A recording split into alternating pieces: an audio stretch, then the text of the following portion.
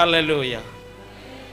Yitwa igitangaza, yitwa umujyanama w'ukuri.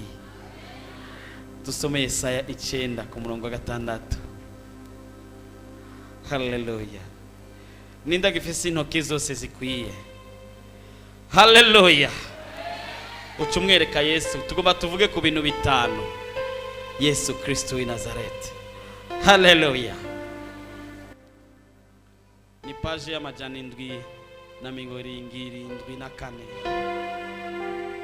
Amajana 774. Naguma numva umenga noguma ndirimba mbwa bateguye umuceri boca banda baribi. Haleluya. Ya byakunda amasayo barahagaze vraiment. Yosuwa ntari hano ngo aduhagarikira izuba vraiment. Haleluya. Dusome mu izina rya Yesu. 9:6. Kuko umwana atuvukiye, duhawe umwana w'umuhungu, ubutware buzoba ku bitugu vyiwe. Amen. Azokwitwa icya kabiri, icya gatatu, icya kane, icya gatanu. Vraiment batagira amabibiri ya Paul. Nimwe mudusubije inyuma vraiment. Nimwe mudusubije inyuma ijwi ricari baritonya vraiment. Abafise bibiri bace bavuga cyari kugira ngo abatazigira baprofitiremo. Nanje ncamvugira muri micro kugira ngo abatazizanye nta kundi. Turasubiyemo. Kuko umwana tuvukiye, duhawe umwana w'umuhungu, ubutware buzoba ku bitugu vyiwe.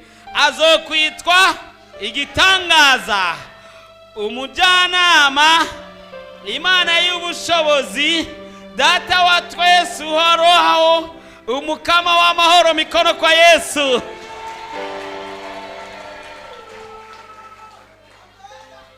Ndakubwije ukuri, ingorane zawe nizitahura na kimwe muri ibi, ntuzumbaze, kuko bikubiwemo byose ibi bitanu.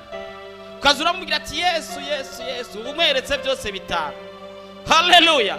Ugacumubwira ati Imana icya mbere Yesu ndagishize ngaha, icya kabiri na, icya gatatu na, icya kane, icya gatanu. Amena. Haleluya. Uno munsi ni umunsi wa Noeli.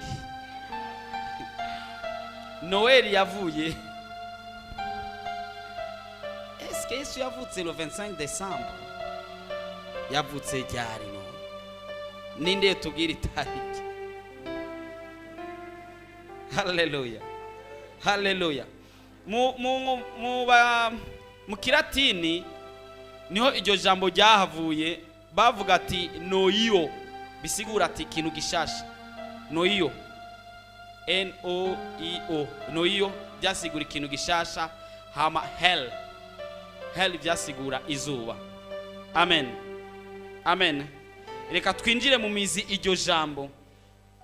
Abantu ba kera buriya basengaga ibintu by'ibigirwamana. Hari ikigirwamana cyabayeho. Turasuye muri bya bindi by'imivumo ndugana. Hari ikigirwamana basenga, bo bacita ko ari Imana y'izuba, kandi bacita ko ari Imana yeza ibintu bituma ibintu vyera. Igihe rero c'imbeho, muri ico gihe habaho ibihe byabaho imbeho n'imvura nyinshi, bigatuma badashobora kurima bivanye n'iyo mbeho nyinshi canke neje canke urubura, bigatuma badashobora kurima neza canke ngo bimbure. Mugabo haragera igihe mu mezi nk'aya ya 12 aho imvura yacihagarara, akaba ari igihe izuba ryaca riseruka. Bo bakaca bavuga ko ari Imana ije izanye umucyo kandi izanye izuba. Muri ico gihe bo bari bazi ngo ni Imana yitwa izuba. Tunaelewana vizuri? Sasa bakaca bafata uwo munsi, bakaca bawugira, barawuhimbaza, bawugira umunsi udasanzwe wo gusenga iyo Mana nziza yabo, Imana nshasha canke ibihe bishasha babonye, arivyo Noeli canke Noio, bisigura gishasha. Hama hell, izuba ribonetse bushasha, noneho bagiye kubona ivyimburwa, bagiye kurima ngo bigende neza. Barasede sana. Mu bisanzwe Abisirayeli kuva nko mu myaka kuva Yesu avukiye kugeza mu myaka nk'iy'amajana 525 ntibari bwigere biyumvira guhimbaza Noheli. Kubera iki? Mu mico y'Abisirayeli ntabwo bigeze bahimbaza cyane iminsi yo kuvukirako, ariko bahimbaza cyane umunsi wo gupfa. Munelewe vizuri. Nukuvuga ndibaza na mu Burundi nuko turahimbaza umunsi naka yapfuye, umutegetsi kanaka canke umuntu uzenya kanaka umunsi yapfuye. Hari umunsi yavukiye ko duhimbaza? Oya. N'Abisirayeli vyaruko, uretse gusa abantu babiri, kandi nabo bari abantu b'abanyavyaha bakomakomeye, uwitwa Herode n'uwitwa Farao. Abo bantu nibo bahimbaza iminsi yabo yo kuvukirako, bituma abantu badashobora gufata uwo mwanya ngo bahimbaze umunsi Yesu yavukiyeko. Nta nubwo bitayeho kumenya itariki ziwe yavukiyeko, kuko ntaco byari bibatwaye, kuko nta n'ukuntu bari kubihimbaza, kuko bitabaho mu mico yabo. Bararindira umunsi umuntu azopfirako batangure guhimbaza umunsi wo gupfa k'umuntu kanaka. Ku buryo hageze igihe abahinga batangura rero kurondera, hageze mu myaka 520 batangura kwiyumvira ati mbega none yavutse ryari? Hariho abahinga bamwe batohoje bavuga ko Yesu yavutse itariki 6 z'ukwa mbere, bica bituma bobo bahimbaza izo tariki 6. Hari abandi nabo bavuga ati ibyo byose Yesu, bavuga ko umuntu, abandi bahinga nabo bo bavuga ko umunsi umuntu, itariki umuntu yatwariwe ko inda. Sawa? Tunaelewana hiyo Kirundi? Umunsi umuntu atwariwe ko inda, zijya tariki ngo nizo tariki y'amapfirako. Umunsi nda yinjiye, iyo tariki ati niyo tariki kandi uzopfirako. Sasa baratohoza bavuga bati Mariamu yagendewe na marayika Gaburiyeli ngo itariki 25 z'ukwa gatatu. Sasa kubw'ivyo Yesu ategerezwa kuba yapfuye itariki 25 z'ukwa gatatu. Maze baca baharura bati yapfuye afise imyaka ingahe, bace basubira inyuma baraba itariki yavukiyeko, naho nyine bicebere bacanganya ukuntu ntibikunda. Bana sede sana. Turiko turavuga cyane cyane kuri ijambo Noheli, kuko hari ikindi gihura n'abantu b'abanyamadini uzahumva n'abantu uzenya sindi bubavuge ngaho badahimbaza umunsi wa Noheli, bakabwira ati none muri Bibiliya byanditse he ko Yesu yavutse le 25, naho ukavuga ati tenasha ati wewe ugenda gusenga umunsi ariko ni ngombwa nk'abakristo tuze turiga. Nukuvuga igihe cyose uri kurasenga, igihe cyose uri kurakorera Imana, ikintu cyose wumva kitatahuritse, nuze witaho kubaza umurongozi wawe. Sino nabonye abajana abantu benshi cyane babahendesha utuntu mwenuto, kuko utabuzi iyo byaje biva nawe ukumva umenga ivyo bavuga nivyo. Harabayeho uwanditse igitabo yari umukristo, hari nyuma imyaka nk'ijana 50 nyuma yuko Yesu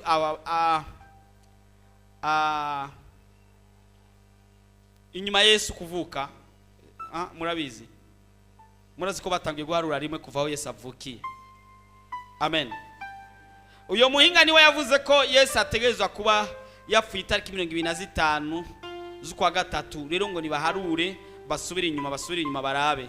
Aho yari yakoresheje calendrier y'Abaroma. Hari uwundi nawe umwami yagize icyo akoze, mugabo ngomba tuvugane cyane kubijanye n'iyo tariki ya 25 z'ukwezi kwa 12. Muri ivyo bihugu byabo haba hari igihe cy'imbeho nyinshi cyane n'urubura rudasanzwe, kandi muri ico gihe abungere nibaja kuragira inka canke intama. Mugabo wibuka ko marayika yaje abasanga aho baragiye intama za kubabwira ko Yesu yavutse, bigaragara ko zitari zo tariki neza na neza. Ibyo bavuga ko zitari zo tariki nivyo, mugabo zari tariki zingahe nizizwi. None tureke uko nyene ninduhimbaza umunsi umukiza wacu yavukiyeko. Bwana usaidie sana. Harigeze kubaho umwami cyangwa umwami w'abami yitwa Justinien. Wewe niwe yagerageje gufata ishengero ryari rihari muri ico gihe arigira ishengero rya leta. Nkuko muza mumva hari biguza bumva ngo ni République Islamique de, sinzi ko muravyumva. Eske ndiko ndavuga n'abantu batahura ivyo ndiko ndavuga? Murabitahura? Wewe yagize leta ibe leta nkirisu, niko novyita. Nuvuga acafata ibintu byose abigira ivy'igikirisu. Acavuga ati rero jewe kuva no munsi sinshaka kandi ko munsi wo guhimbaza iryo zuba no gusenga izuba ko ugumaho. Ni ngombwa ko uyu munsi tuhindura. None ko abahinga babuze hari muri 529 umwaka wa 529. None ko abahinga bose baronde itariki Yesu yavukiye ko bakawubura, none tugirene. Reka turondere wa munsi basenga izuba, babona ko hari imana yabo y'izuba, aba ari wo munsi duhindura ubu munsi wacu wo guhimbaza kuvuka kwa Yesu. Sawa. Hari ikindi gihe bari bagize ibintu by'ibimana, bari bafise imana zitandukanye kugira ngo tugerageze kunyarutsa. Abanyegiputa bari bafise imana yabo, abagiriki bari bafise imana yabo, abito Babiloniye nabo bari bafise imana zabo. Abo bose bari bafise iminsi yo guhimbaza izo mana.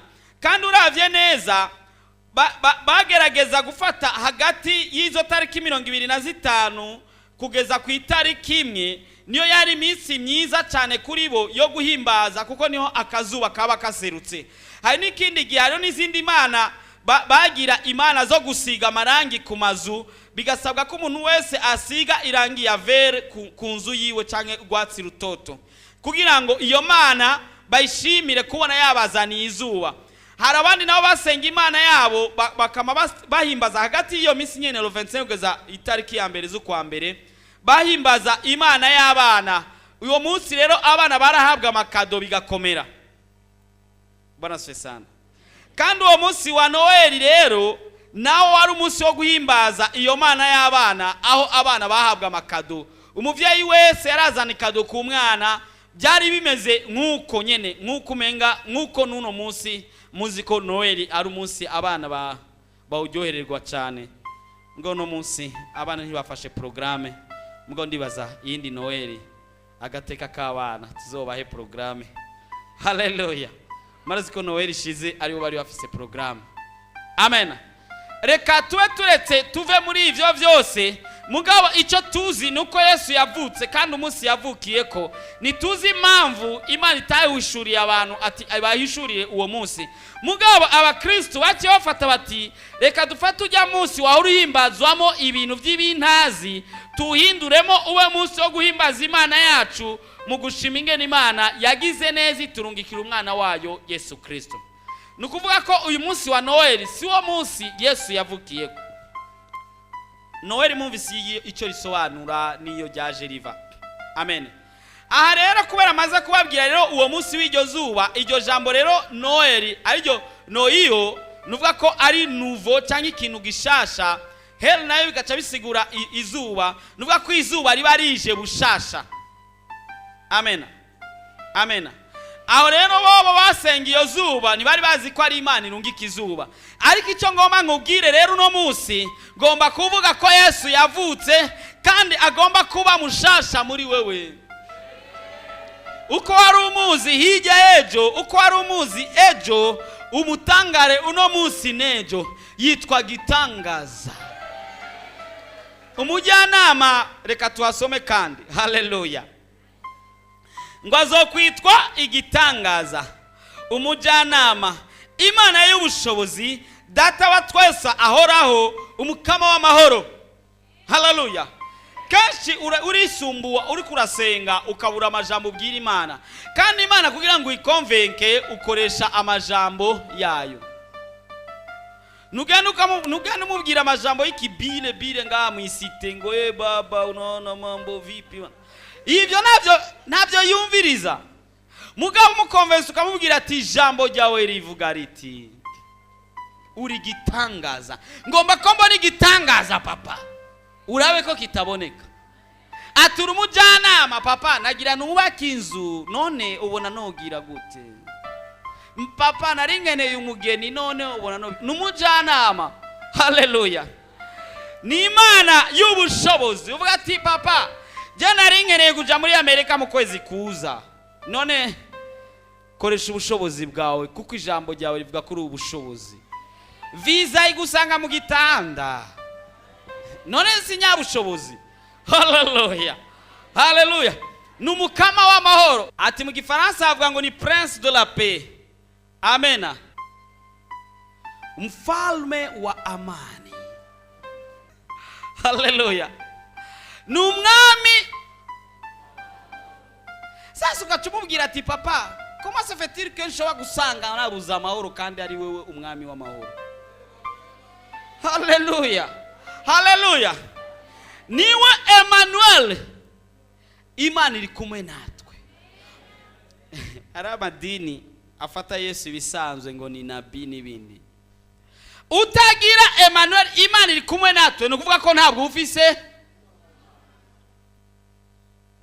Kandi niwe nzira n'ukuri. Sasa aliyempata Yesu amepata vyote. Uronse Yesu uronse.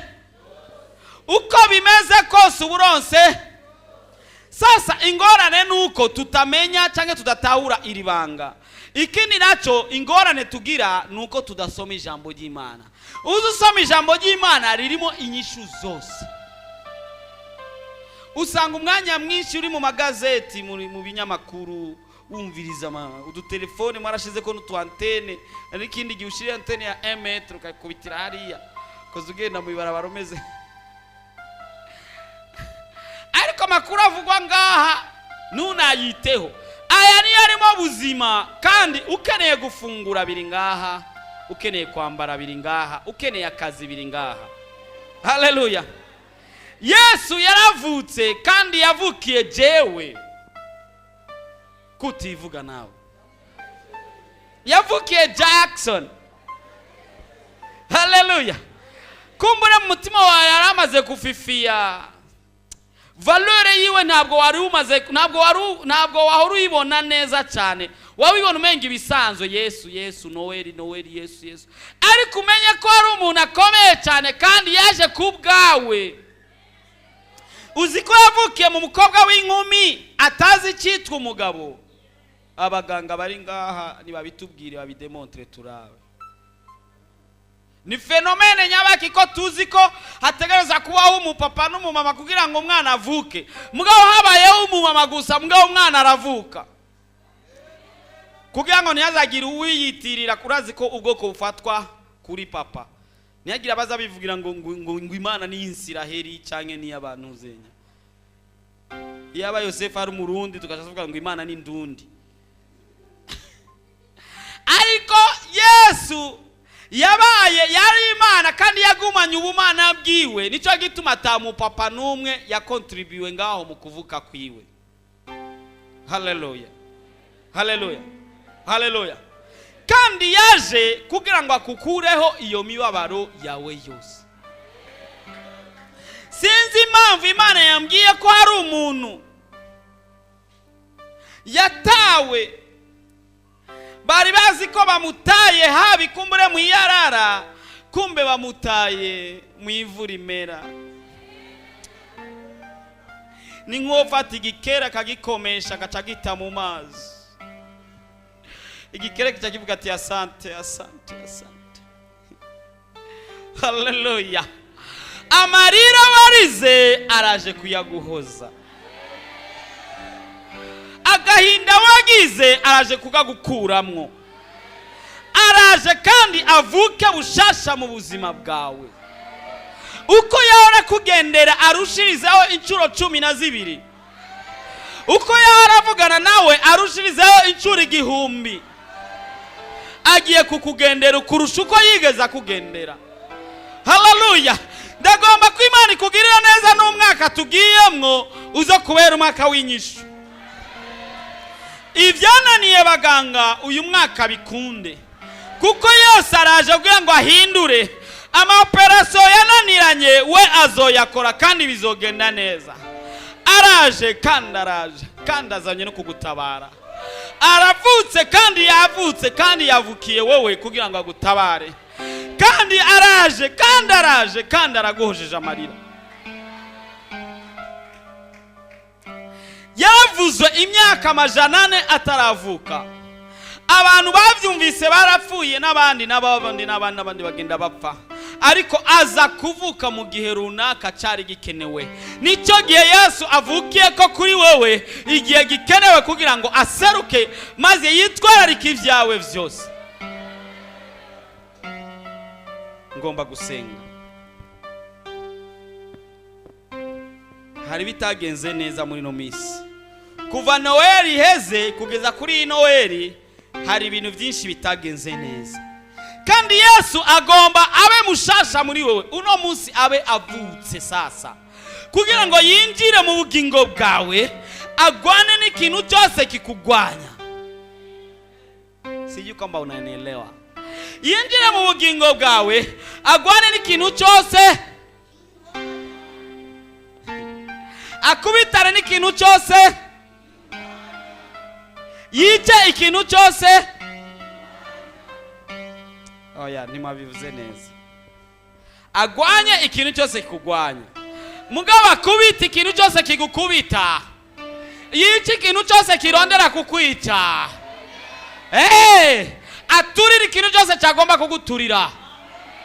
Akenesha cyagomba cyose kugukenesha. Asubiza inyuma icyagomba cyose. Hallelujah. Hallelujah. Hallelujah. Asiribanga icyagomba cyose.